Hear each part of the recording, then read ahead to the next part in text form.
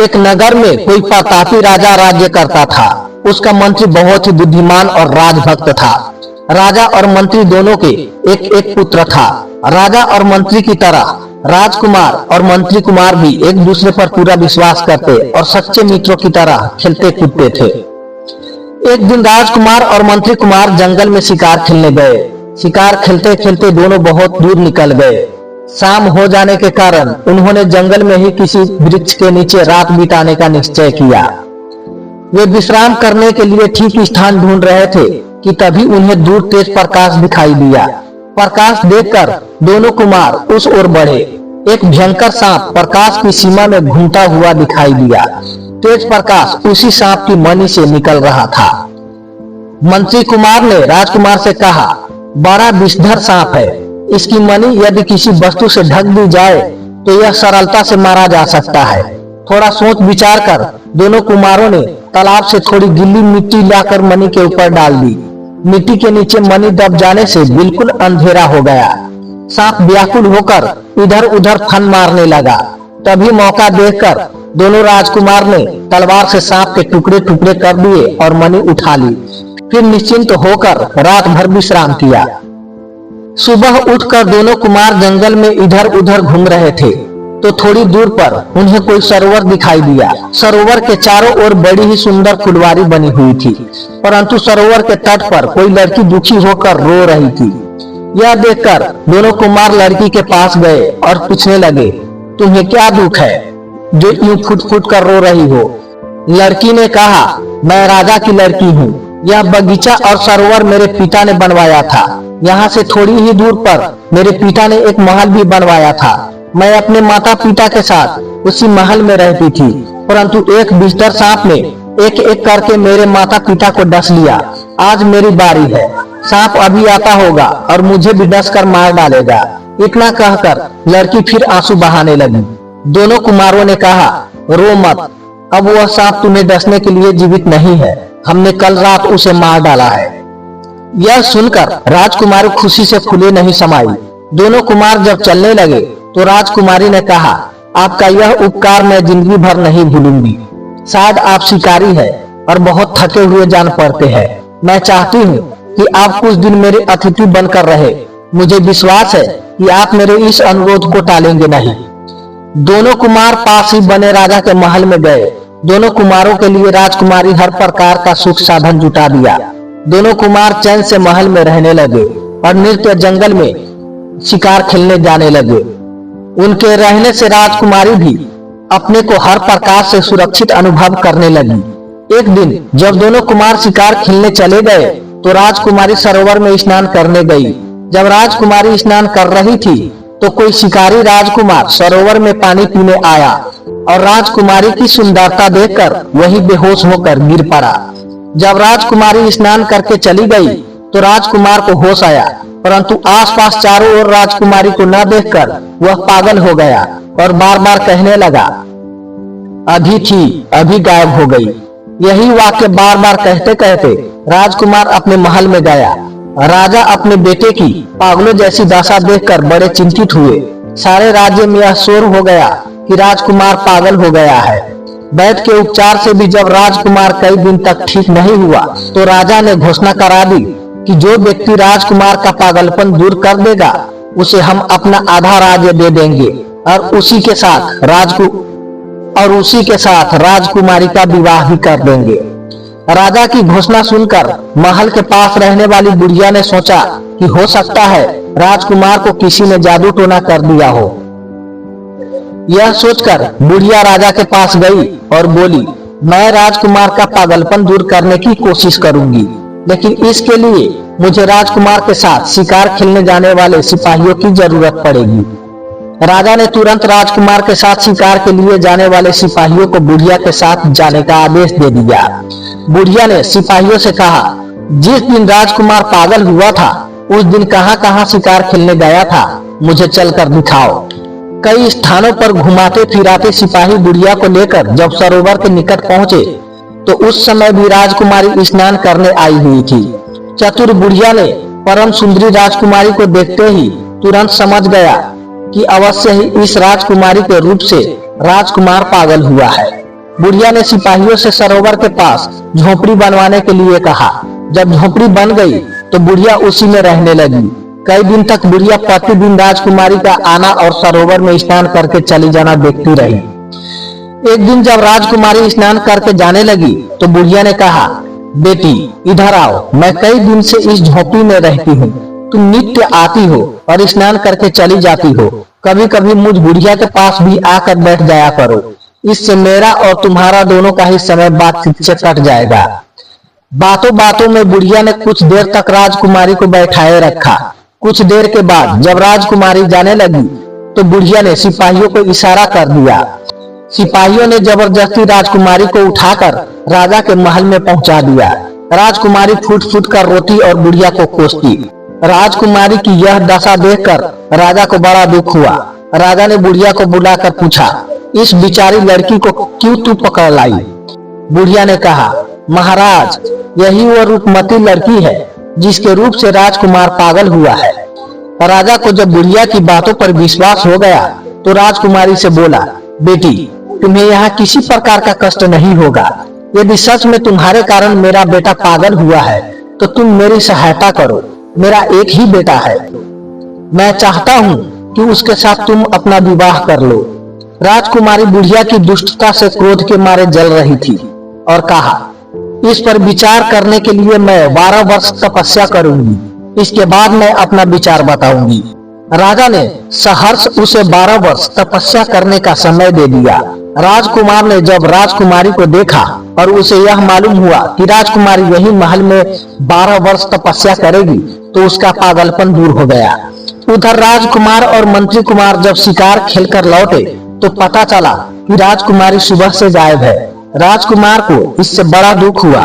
थोड़ा सोच विचार के बाद मंत्री कुमार ने राजकुमार से कहा, आप दुखी ना हो, मैं हर संभव प्रयत्न करके राजकुमारी को खोज निकालूंगा। उसी दिन से मंत्री कुमार नित्य ही दूर दूर तक जाकर राजकुमारी की खोज करने लगा। इसी तरह बहुत दिन बीत गए परंतु राजकुमारी का कुछ भी पता न चला।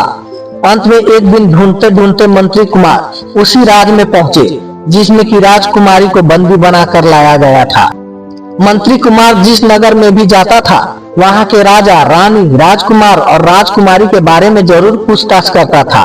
उस राज्य में भी पहुंचकर मंत्री कुमार ने किसी नगरवासी से पूछा, क्यों भाई, इस नगर का राजा कैसा है? नगरवासी ने कहा, राजा तो बहुत अच्छा है पर इन दिनों वह बड़े परेशानी में पड़ा हुआ है। मंत्री कुमार ने पूछा, कैसी परेशानी भाई? नगरवासी ने बताया, राजकुमार एक दिन जंगल में शिकार खेलने गया तो वहां किसी सुंदरी के रूप को देखकर मूर्छित हो गया था और तभी से पागल हो गया था। राजा ने राजकुमार के पागलपन को दूर करने के लिए आधा राजपाट और राजकुमारी से शादी कर देने की घोषणा की। एक बुढ़िया ने उस सुंदरी को बंदी बनाकर राजा के पास ला दिया। अब राजा उस बुढ़िया को आधा राजपाट देकर उसके लड़के के साथ राजकुमारी की शादी करेगा। मंत्री कुमार ने पूछा, तो उस सुंदरी से राजकुमार की शादी हो गई? नगरवासी ने कहा, नहीं, शादी तो अभी नहीं हुई। वह सुंदरी 12 वर्ष से तपस्या कर रही है। अब 2-4 दिन में वह अपना विचार राजा को बताएगी। परंतु सुंदरी के आने से राजकुमार का पागलपन दूर हो गया है। मंत्री कुमार ने पूछा, बुढ़िया और उसका लड़का कहाँ है? नगरवासी ने बताया, राजमहल के पास ही बुढ़िया की झोपड़ी है। उसका लड़का पागल है। 3-4 साल बाद कहीं से मांगता खाता इधर आ भी जाता है। क्योंकि राजा वचन दे चुका है इसीलिए राजकुमार की शादी उस पागल से अवश्य कर देगा। मंत्री कुमार ने उस नगरवासी से सारा हालचाल और बुढ़िया के पागल लड़के की सूरत शक्ल का पता लगा लिया। पूरी बात जान लेने के बाद मंत्री कुमार लौटकर राजकुमार के पास गया। उसे सब बातें बताई। राजकुमार को थोड़ा संतोष देकर मंत्री कुमार फिर वहां से निकला। रास्ते में ही उसने बुढ़िया के पागल लड़के का भेष बना लिया और पागलों की तरह बकता बड़बड़ाता बुढ़िया की झोपड़ी में गया। बुढ़िया ने उसे अपना लड़का समझकर बहुत प्यार किया। फिर खाना देते हुए बोली, अच्छा हुआ बेटा तू चला आया। तेरे साथ अब राजकुमारी की शादी हो जाएगी। मेरे तेरे लिए भी अब महल बन जाएगा। तू भी अब राजा का आधा राज्य लेकर राजा बन जाएगा। परंतु मंत्री कुमार कुछ भी नहीं बोलता था और यदि बोलता था तो बिल्कुल उसके पागल लड़के जैसा। खा पीकर उस रात वह बुढ़िया की झोपड़ी में ही सो गया। दूसरे दिन सवेरा होते ही सारे राज्य में शोर हो गया कि बुढ़िया का लड़का आ गया है। बुढ़िया भी खुशी खुशी लड़के को राजमहल दिखाने ले गई। राजा ने बुढ़िया के लड़के को दामाद मान सारे राजमहल में घूमने फिरने और अपनी लड़की देखने की आज्ञा दे दी। मंत्री कुमार बुढ़िया के लड़के के रूप में पागल बनकर सारे महल में घूमने फिरने लगा और राजा की लड़की से पागलों की तरह बोलता हुआ वहां भी गया जहां राजकुमारी तपस्या कर रही थी। राजकुमारी के पास पहुंचकर मंत्री कुमार ने बहुत धीरे से कहा, मैं बुढ़िया के लड़के का रूप बनाकर तुम्हारे पास पहुंचा हूँ। अब तुम चिंता मत करो, मैं रात को इसी पागल वेश में तुम्हारे पास आऊंगा। तुम तैयार रहना, मौका देखकर तुम्हें यहाँ से निकाल ले चलूंगा। राजकुमारी ने मंत्री कुमार को पहचान लिया। वह बहुत प्रसन्न हुई और बोली, मैं तैयार रहूंगी। मेरी 12 वर्ष की तपस्या आज सफल हुई, अब मुझे कोई चिंता नहीं है। राजकुमारी से बातचीत करके मंत्री कुमार पागलों की तरह इधर उधर देखता वापस बुढ़िया की झोपड़ी में चला गया। सभी सिपाही और कर्मचारी उसके साथ राजा के दामाद जैसा व्यवहार करने लगे। रात को जब सभी कर्मचारी सो गए तो मंत्री कुमार बुढ़िया के पुत्र के रूप में पागलों जैसा बड़बड़ाता हुआ इधर उधर घूमने लगा। सिपाही और कर्मचारी उसे राजा का दामाद मानकर कुछ नहीं बोलते थे। उसके लिए हर समय आने जाने की पूरी छूट थी।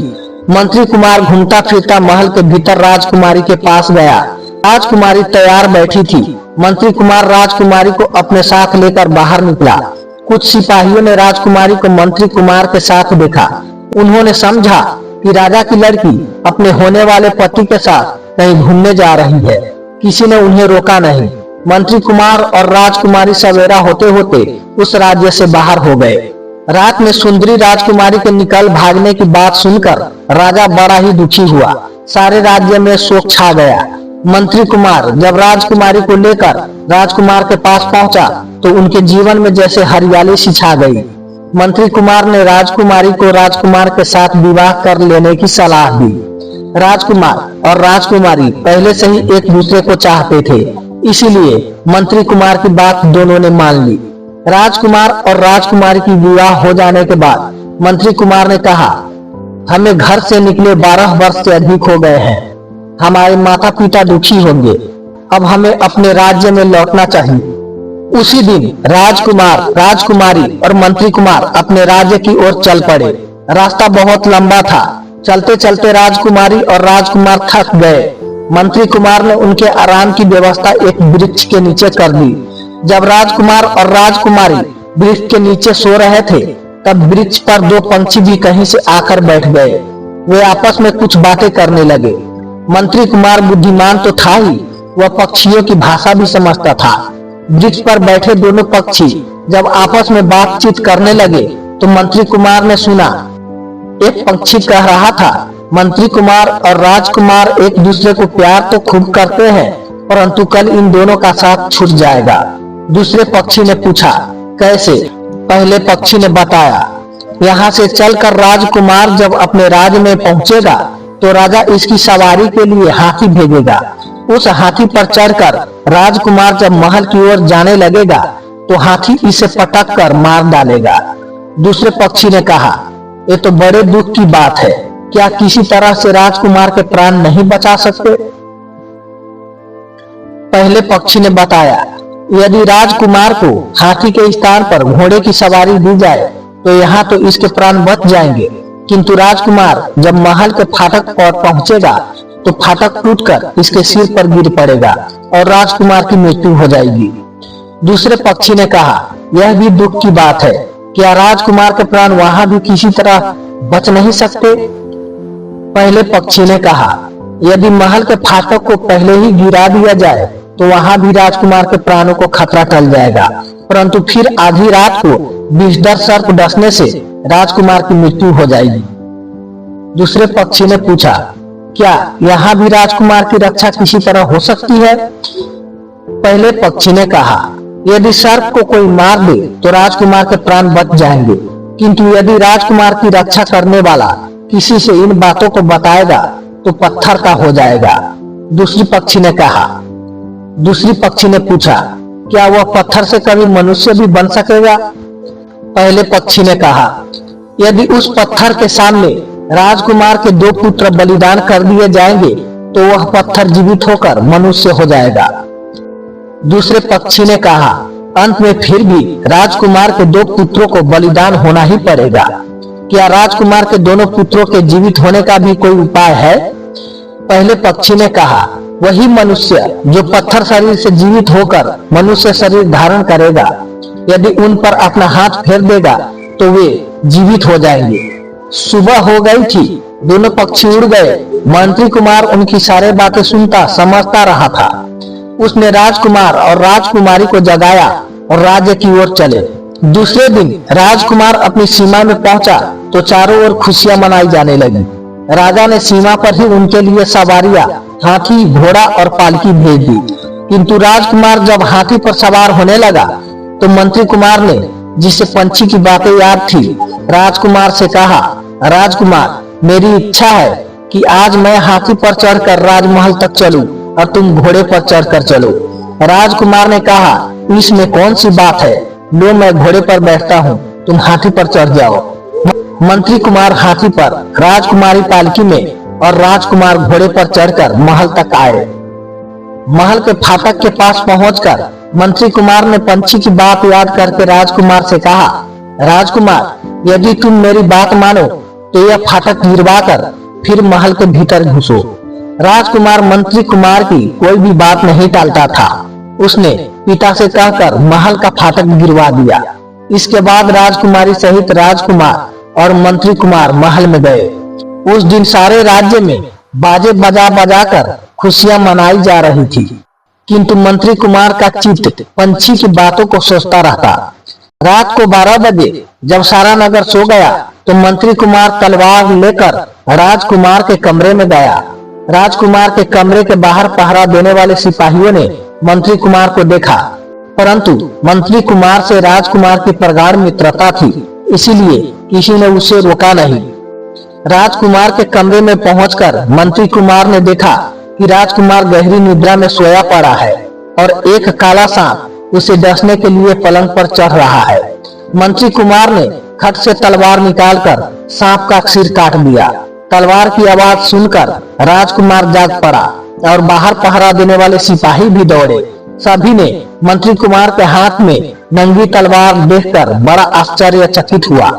सारे महल में तहलका मच गया। सिपाहियों ने मंत्री कुमार को राजा के सामने पेश किया। क्रोध में आकर राजा ने बिना कुछ सोचे समझे मंत्री कुमार को फांसी का हुक्म दे दिया। मंत्री कुमार रात भर कारागार में बंद रहा। दूसरे दिन सारी प्रजा के सामने उसे फांसी दी जाने वाली थी। राजकुमार और राजकुमारी मंत्री कुमार के इस व्यवहार को समझ नहीं पा रहे थे। राजकुमारी को तो इस पर विश्वास ही नहीं हो रहा था, परंतु बात कुछ हुई ही ऐसी उल्टी थी कि किसी का कोई चारा नहीं था। दूसरे दिन जब फांसी का समय हुआ तो भरे दरबार के सामने राजा ने कहा, हमारे यहाँ एक नियम है कि फांसी देते समय अपराधी की आखिरी इच्छा पूरी करने की कोशिश की जाती है। बोलो, तुम्हारी अंतिम इच्छा क्या है? मंत्री कुमार ने कहा, महाराज, आप न्यायी और कृपालु है। यदि आपका यही नियम है तो राजकुमार और राजकुमारी को भी दरबार में बुलाया जाए। उनके सामने कुछ गुप्त भेद की बातें बताना चाहता हूँ। राजकुमार और राजकुमारी जब दरबार में आए तो मंत्री कुमार ने कहा, यद्यपि सारी बातें कह चुकने के बाद थोड़ा थोड़ा करके मेरा शरीर पत्थर का हो जाएगा, फिर भी मुझे इसकी तनिक भी चिंता नहीं है, परंतु मैं मित्रद्रोही कहलाकर इस लोक से जाना नहीं चाहता। मंत्री कुमार ने कहना शुरू किया, महाराज, जब राजकुमार और राजकुमारी के साथ मैं जंगल से लौट रहा था तो एक वृक्ष पर 2 पंछी आपस में बातें कर रहे थे। मैं पक्षियों की भाषा समझता हूँ। एक पक्षी कह रहा था कि महल जाते समय राजकुमार को हाथी पटक कर मार डालेगा। यदि उसे घोड़े पर बैठाया जाए तो उसके प्राण बच सकते हैं। इसी कारण मैंने राजकुमार को घोड़े पर बैठाया था और स्वयं ही हाथी पर बैठा था। इतना कहने के बाद मंत्री कुमार पैरों तक पत्थर का हो गया। यह देखकर सबको बड़ा आश्चर्य हुआ। मंत्री कुमार ने आगे बताया, पक्षी ने यह भी कहा था कि राजकुमार यदि हाथी से बच जाएगा तो महल का फाटक गिरने से उसकी मृत्यु हो जाएगी। यदि उसके नीचे पहुंचने से पूर्व ही फाटक को गिरा दिया जाए तो राजकुमार बच सकता है। इसीलिए मैंने राजकुमार से कहकर फाटक गिरवा दिया था। इतना बताने के बाद मंत्री कुमार का शरीर गले तक पत्थर का हो गया। दरबार में बैठे सभी दरबारी दुखी होकर आह आह करने लगे। मंत्री कुमार ने आगे कहा, तीसरी बात पक्षी ने यह कही थी कि रात को 12 बजे जब राजकुमार सो रहा होगा तो एक विषधर सर्प उसे डस लेगा। यदि कोई उस सर्प को मार दे तो राजकुमार के प्राण बच सकते हैं। उसी सर्प को मारने के लिए मैं राजकुमार के कमरे में तलवार लेकर गया था। आप सब जाकर देखिए, राजकुमार के पलंग के नीचे मरा हुआ सर्प पड़ा होगा। पक्षी ने कहा था, यदि ये सब बातें राजकुमार की रक्षा करने वाला किसी को बताएगा तो पत्थर का हो जाएगा, इसीलिए मैं बताना नहीं चाहता था। इतना कहने के तुरंत बाद ही मंत्री कुमार का शेष शरीर भी पत्थर का हो गया। राजा, मंत्री और प्रजाजन यह सारा कौतुक देख सुनकर बड़े दुख में पड़ गए। सबके मुंह से यही निकलता, बेचारे मंत्री कुमार के प्राण भलाई भलाई में चल गए। राजकुमार और राजकुमारी ने शोक के मारे कई दिनों तक कुछ खाया पिया नहीं। मंत्री कुमार के पत्थर शरीर को राजकुमार ने अपने महल में मंदिर बनवाकर उसमें रख दिया था। राजकुमार और राजकुमारी नित्य उस पत्थर शरीर की पूजा किया करते थे। इसी प्रकार बहुत दिन बीत गए। राजकुमार के 2 पुत्र भी उत्पन्न हुए, पर वे मंत्री कुमार के पत्थर शरीर की पूजा निरंतर करते रहे। एक दिन राजकुमार जब पत्थर शरीर की पूजा कर रहा था तो मंत्री कुमार प्रकट होकर बोला, राजकुमार, यदि तुम मुझे निरपराध समझते हो और चाहते हो कि मैं फिर से जीवित हो जाऊं, तो अपने दोनों पुत्रों का बलिदान मेरे सामने कर दो। राजकुमार मंत्री कुमार की यह बात सुनते ही राजकुमारी के पास गया और बोला, मंत्री कुमार आज स्वयं प्रकट होकर कह रहा था कि यदि तुम मुझे निरपराध समझते हो और चाहते हो कि मैं फिर जीवित हो जाऊं, तो अपने दोनों पुत्रों को मेरे सामने बलिदान कर दो। तुम्हारा क्या विचार है? राजकुमारी ने कहा, मंत्री कुमार ने मेरे और तुम्हारे दोनों के प्राण बचाए हैं, इसलिए उनके प्राण के लिए हम अपने प्राणों से प्यारे दोनों पुत्रों को अर्पित कर देंगे। उसी समय राजकुमार और राजकुमारी ने अपने दोनों पुत्रों का मंत्री कुमार के पत्थर शरीर के सम्मुख बलिदान कर दिया। मंत्री कुमार पुनः जीवित हो गया। उसने राजकुमार और राजकुमारी को धन्य धन्य कहा और हाथ फेरकर उनके दोनों पुत्रों को जीवित कर दिया। राजकुमार और राजकुमारी अपने बीच मंत्री कुमार को फिर से जीवित देखकर बहुत प्रसन्न हुए। सारे राज्य में मंत्री कुमार की प्रशंसा की जाने लगी।